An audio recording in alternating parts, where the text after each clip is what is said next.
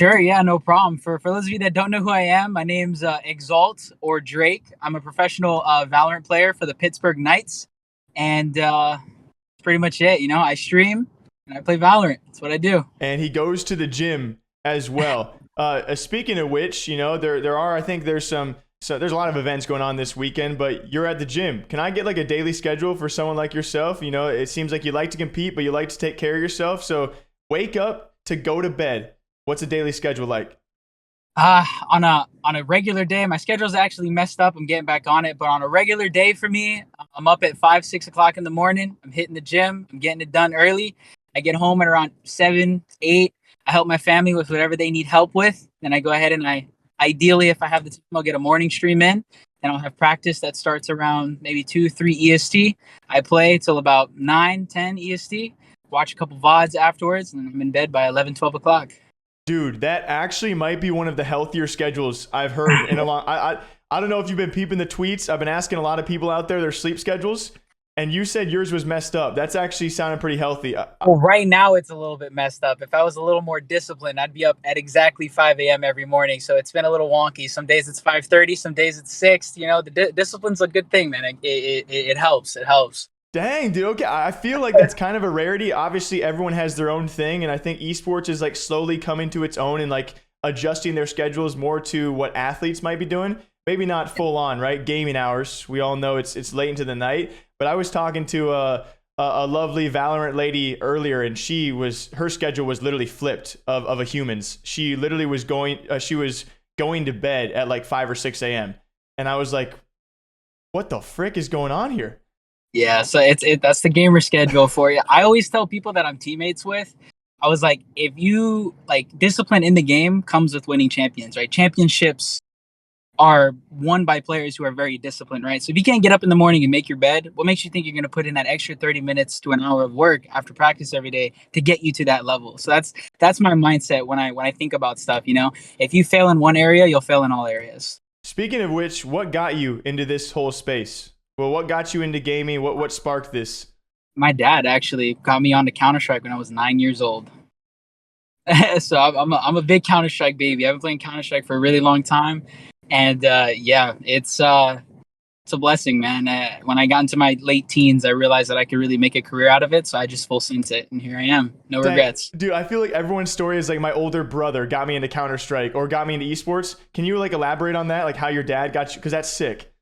Yeah, man. My dad used to do little LAN things with his buddies when he was younger, and I would sit next to him and watch him play the game. And I was like, dude, let me play the game. Let me play. He's like, nah, I can't. It's like too, you know what I mean? Too older for you. You're too young for all that stuff.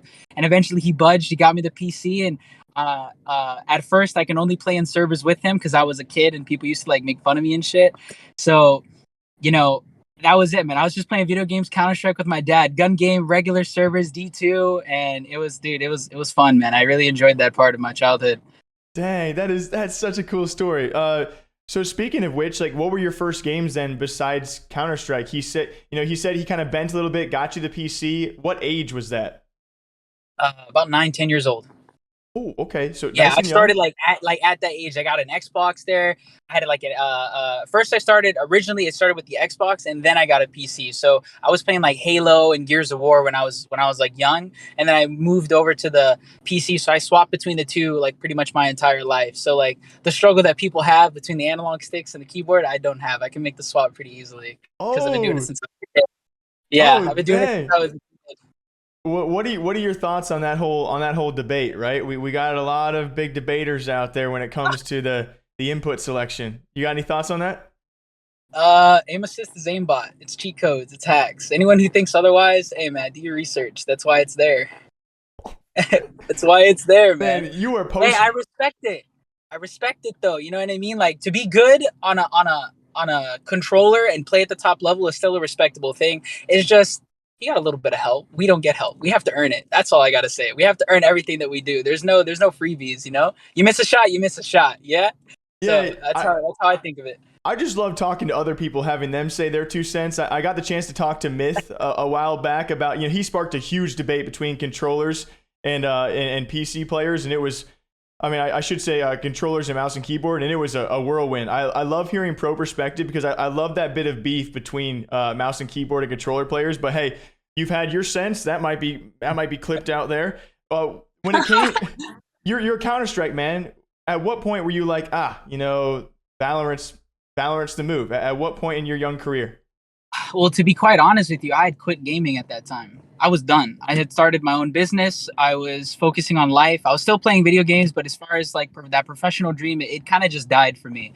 And then COVID hit, and then we had that whole like month of everyone being at home, and Valorant literally dropped their closed beta like a day or two after everyone was told to stay indoors, and I was like, I got nothing else better to do, right? So I played it. I really enjoyed it, and I was like, you know what? We'll see what happens, right? So I literally played 12 hours every single day. That's all I did. Like, I was just Valorant.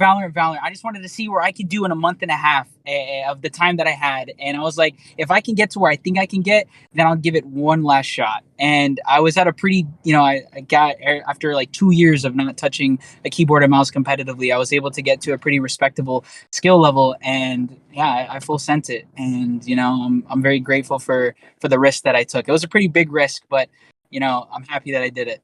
And it seems like, and hopefully I'm not speaking on my arse, it seems like you've had a lot of support around you as well, especially coming from dad at a young age. What was that like, making that transition of like, you had a business, you had other opportunities, but you wanted to give it one last shot. Was it tough to convince the family around you?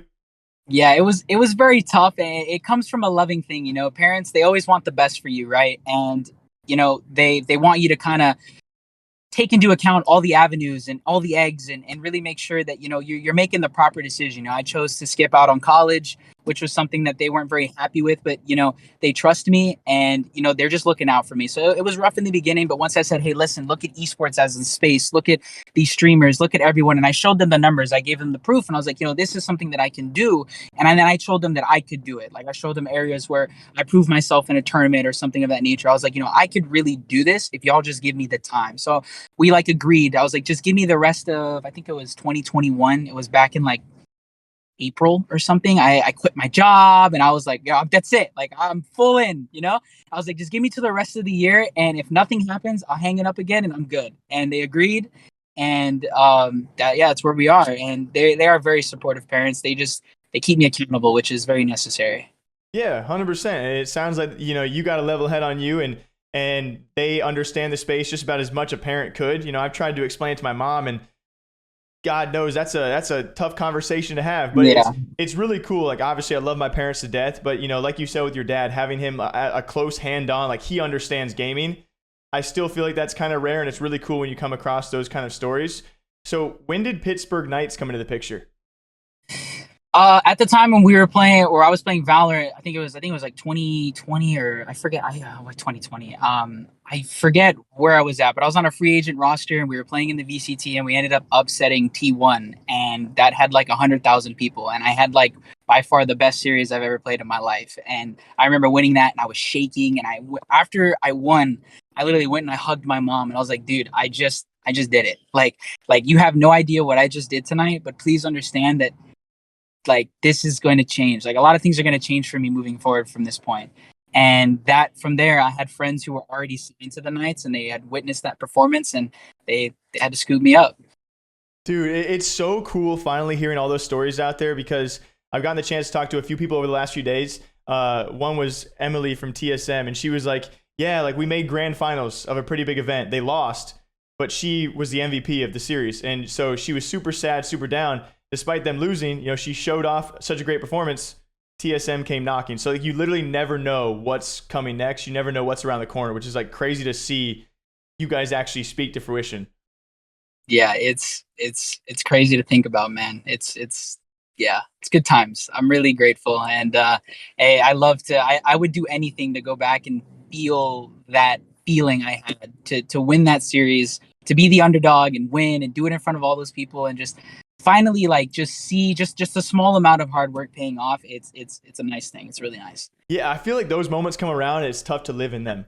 They pass by so quick. Dude, life moves so fast, and then you get to reminisce on it every now and again, and like, oh, that was cool, and it's so not often, so infrequent where you like see validation like of how cool a moment that really was. And so it's cool to look back on those things. But looking forward, I mean, I guess when it came to being signed, what changed about your life? Obviously, you said you quit your job. You seem like a very routine man, but what changed about your schedule or your daily life? At first, I was on a pretty degen schedule. I was going to bed at like 7 or 8 in the morning. Like I literally just got my schedule in order about like 7 or 8 months ago.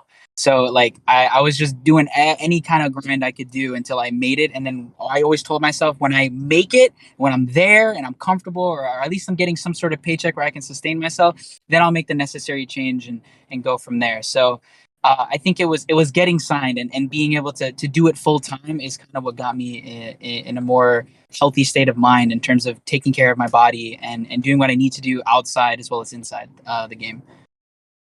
Was it tough to make that choice of like, I mean, obviously everyone in the space makes a lot of sacrifices, but quitting a job, giving up an opportunity like a business, but also choosing not to go to college. I mean, that's got to be a pretty weighing choice. That's not an easy choice to make by any means. Like you say it really fast and people kind of breeze over it, but that has to be a pretty weighing decision to make. Yeah, it was tough. Everyone always, when you make a decision like that, or when you even think about making a decision like that, you always feel like, if you go, if you don't do college, you do all this stuff and you make it, it's, oh, congratulations, you did a great job. But if you don't do it, it's like, you should have went to college. You shouldn't have done that. And I just kind of had to make sure that I was okay with failing. I was okay with someone coming up to me and telling me that you should have gone to college, because at the end of the day, there's like I listen to this speech a lot. It's from Dezo Wachisen, and it's like the craziest thing. It just hits me, and he's like, if you're on your deathbed and standing around you are the ghosts of your potential, all just kind of staring at you, and you're like, this is what you could have been if you took that risk or if you did that. I don't want to have that. You know what I mean? And that's the one thing that kind of propelled me forward is I don't really care about what anyone else thinks. I just want to make sure that when I pass, I did everything I wanted to do and I tried my hardest. And if I failed, cool, no problem. At least I'm one step closer to where I need to be. And that's kind of what got me there, got me to really make the jump. It was scary, but that's what pushed me there. Dude, I love that. I love that. What do you see in the future? This space is crazy, man. Like this space is insane. You never know what's next. So like what do you see in your own future or the future of the space?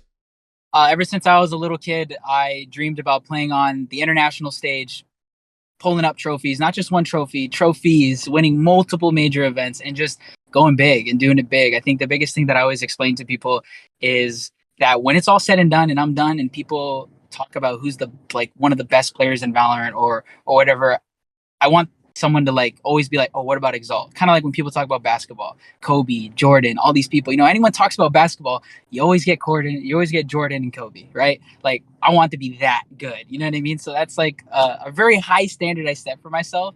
But that's what I want. I want to do it all. I want to win it all. Yeah, and I think you almost have to have that mentality of like you don't just want to be average. You just don't want to hang on for as long as possible. You want to excel and be that for the scene.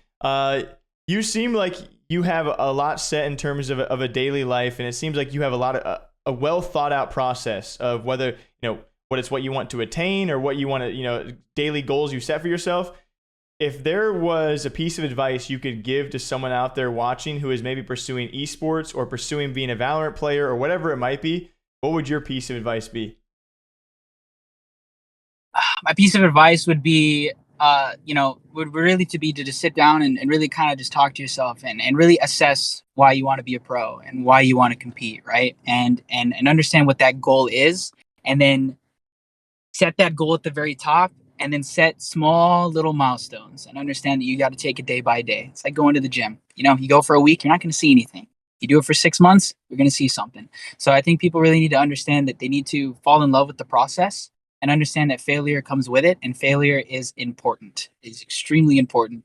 And, just keep pushing, keep grinding, put in the time, and don't be complacent. Complacency is a big killer. So definitely put in the time, really try and understand that you could fail and you could never make it, but just understand that at least you did try, because there's so many people that just don't. And that's a thing that is should be respected in most people, to take the risk and do that. Don't be afraid of failure, embrace it, and just go out there and do what you want to do. And that's it. That's all I got. Heck yeah, brother. Well, I'm not going to keep you from the post gym. I know you probably got to get some shakes in you and whatnot, but the floor is yours for an outro. Anything else you want to say as well? Well, Jake, I mean, I just want to say thank you for bringing me in here. I appreciate it, and thank you for giving me a little bit of a platform to kind of just like speak a little bit and talk to you. I appreciate it. You're a really cool dude, man. I hope that maybe in the future we can meet. Dude, heck yeah. We'll see Heck what yeah. happens. We'll see what happens, right?